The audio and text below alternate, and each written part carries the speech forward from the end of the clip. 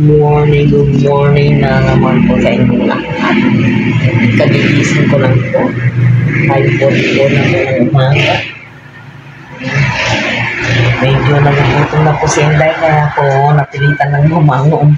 Yan.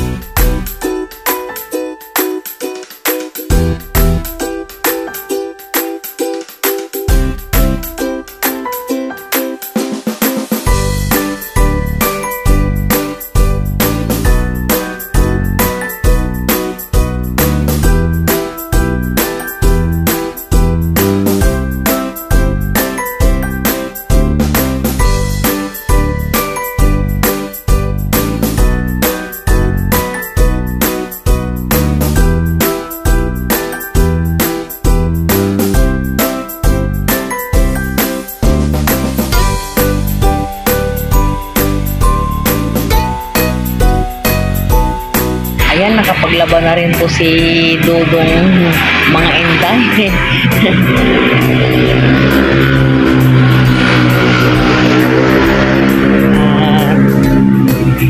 Ayan o, medyo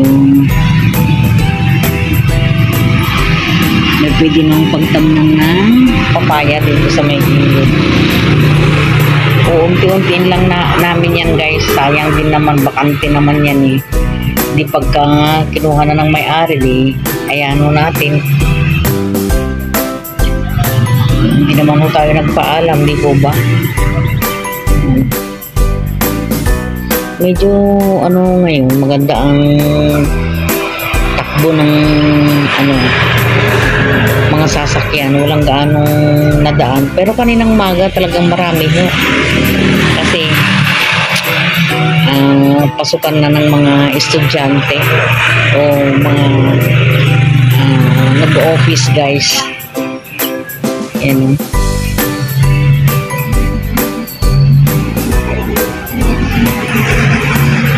Ang laki-laki ng bahay na ito guys.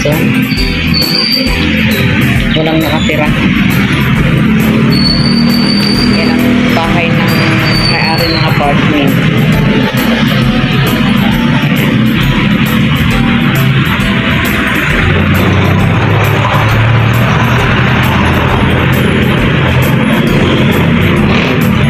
Medyo maingay lang ho dito guys, pero okay lang. Parang mas komportable pa ako pag may nag-iingay kaysa dun sa tahimik. Isip ko lagi baka may nakapasok sa loob ng bahay kasi yung transient, dalawang kasing laki ho siguro nitong apartment na ito, itong tinutuluyan namin ngayon. Ngayon, siyempre, pag naandun na kami sa kwarto, kung ano-ano nang napasok sa utak ko, may halong, takot, nervyos. Yan, nung nakalipat na ako dito, parang napanatag guys ang kalooban ko. Kasi isip ko lagi maraming tao sa labas. O, diba? Tingin ko guys, itong halaman na ito, ito chiko to eh. Tapos yung kabila naman bayabas. Ang tataas ng mga puno dito guys. At saka dito ang pinaka-special na ang pinaka nila yung bayabas guys. Kasi mga tao dito mahilig silang magsinigang sa bayabas. Yun ho ang masarap sa kanila, yung sinigang sa bayabas.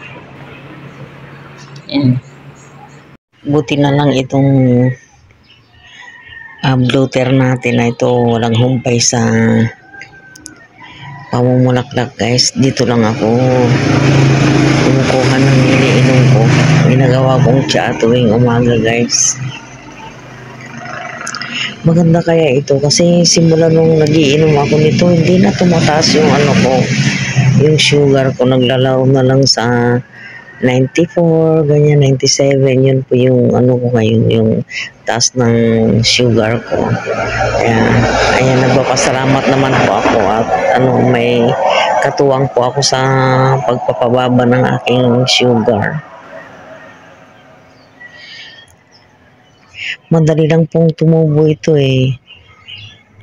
Sabi ko nga kung halimbawa may may matuyo ng mga bunga nito, magpapadala din ako sa kapatid ko eh.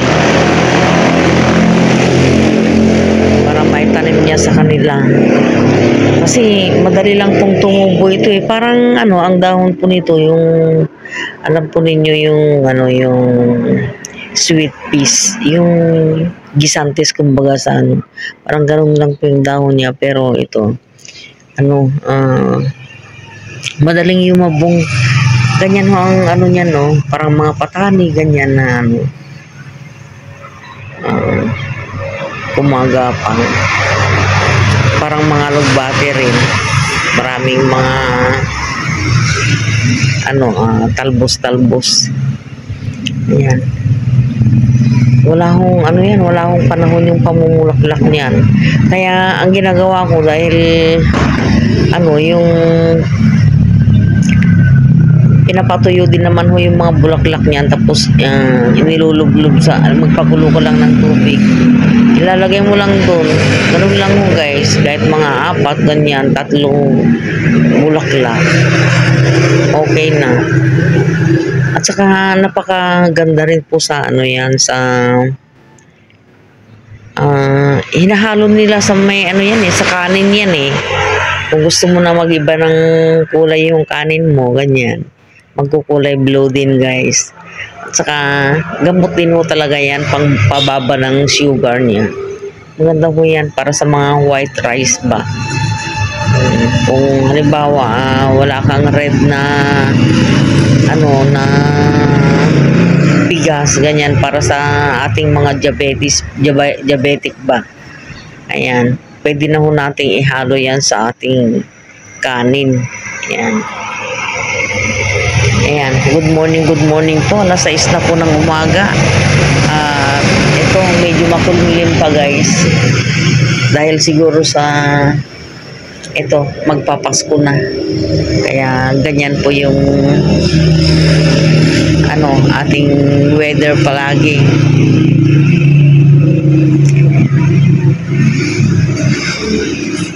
Medyo makulimlim palagi. Ayan.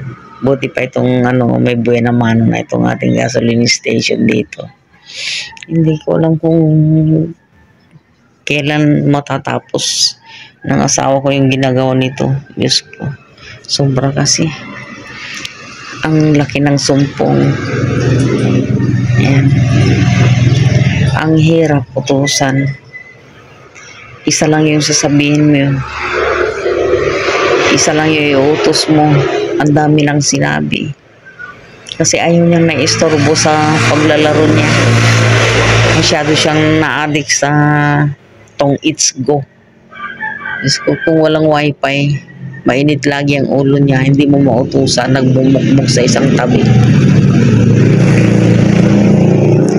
Ayan, Lunes na po ng umaga.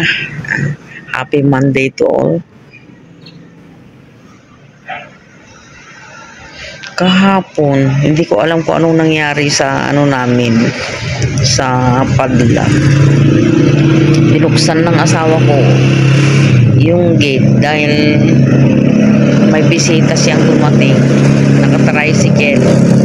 Pag alis ng bisita niya, nawala na rin yung padlock, nawala pa yung susi. Diyos ko po, saan kaya nakalagay? Subukan ko ang tawagan. Ayan, medyo kailangan na po nating patayin ito bago tayo bumaba.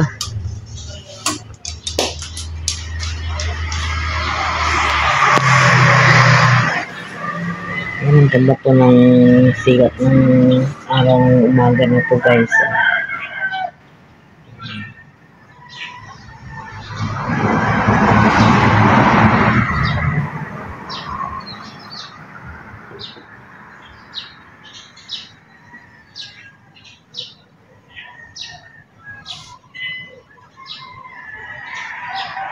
Mga tulog pa po ang mga tao.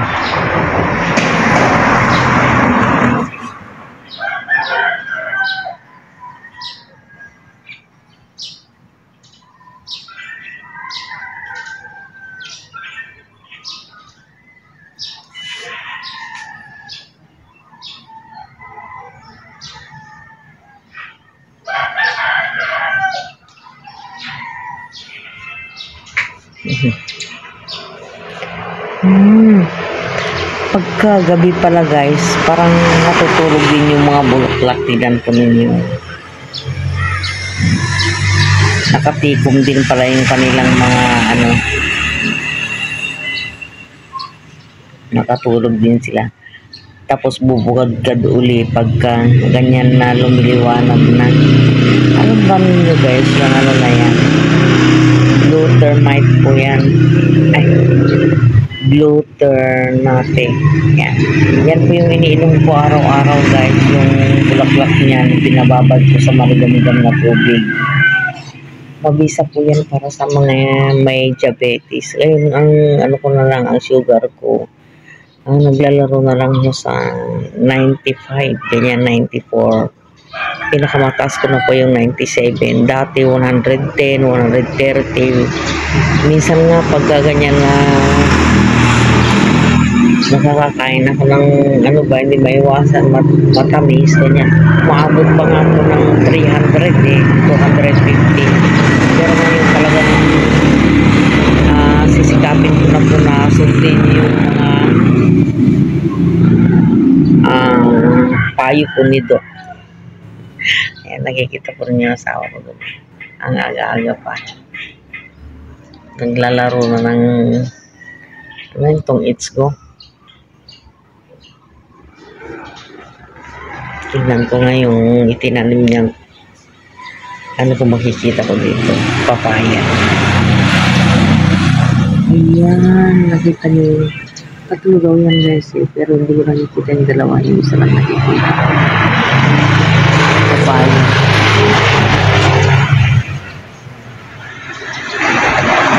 Meron din po. Dito.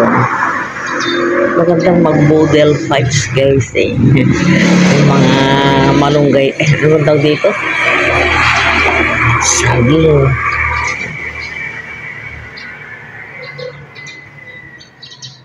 So, ayan guys, bababa na po tayo.